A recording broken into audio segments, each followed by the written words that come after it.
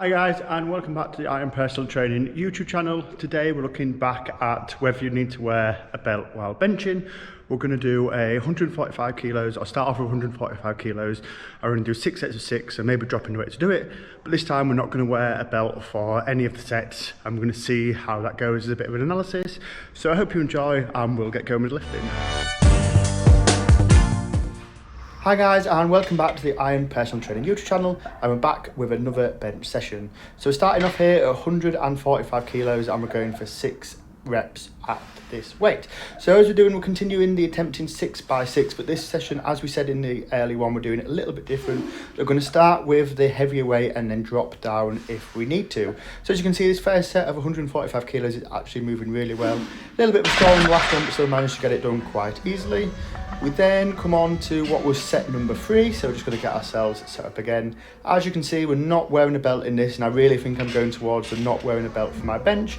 Now, in this process, what I've found is that maybe there isn't like a yes or no answer to wearing a belt on your bench. It's all down to you. I definitely feel like, though, I'm able to arch and get a better setup when I'm not wearing a belt compared to when I am. So if you feel like the arching is something that you struggle with or getting in a good position, I would definitely recommend trying to not bench without your belt on and see if you can get into a better position on the bench.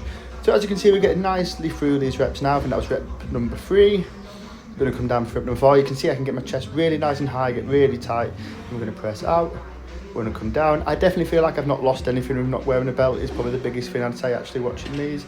And I'm going to come down to try the 6th rep.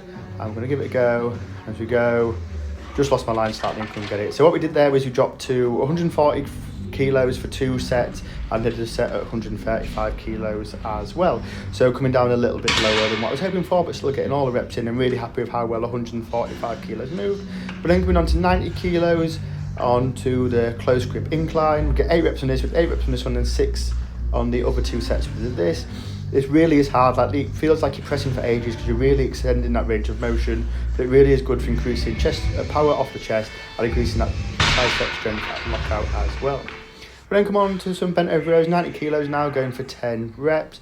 Obviously, like I've said in all of these videos, like if you want a big bench, you need a big back. A lot of bench work is just bodybuilding. You know, you need big muscles to be able to bench big weights. And obviously, any kind of row motion is one of the best things you can do for that. So just going through the motions there, getting it nice and done. 90 kilos is like obviously a heavy bent over row for 10, so really happy with how they felt.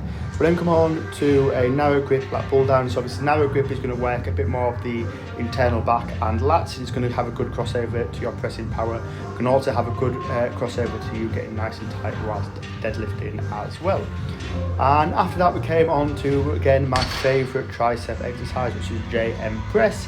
Like I say, I think this has such a good crossover to the bench press and just to tricep power in general. So if you've not used this before, do put it in. It does take a bit of getting used to and a bit of getting right, as you're doing almost like a skull crusher movement, but pressing out with it instead of just like straightening your arms so you're doing a skull crusher movement, if you like.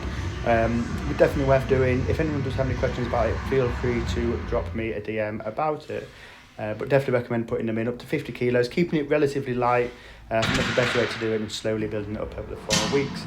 And then we just finished off again with the face pulls and hammer curls. So this is the second to last session of this block. We're going to film the last session of the block, and then when we start the next block, we might not film every session, but we're going to go on to 5x5 the next session, or we're going to do like a variation of 5x5s where again we might keep the first weight higher and then drop as we go through it. That's definitely what I'm going to do for my next session of 6x6. We're going to start at 150, and then we're going to do at least one set that at 6, and then we'll probably try a second set, see how that feels, and then take it from there basically. But I hope you've enjoyed the video, guys, and I'll see you in the next one. Remember to like and subscribe.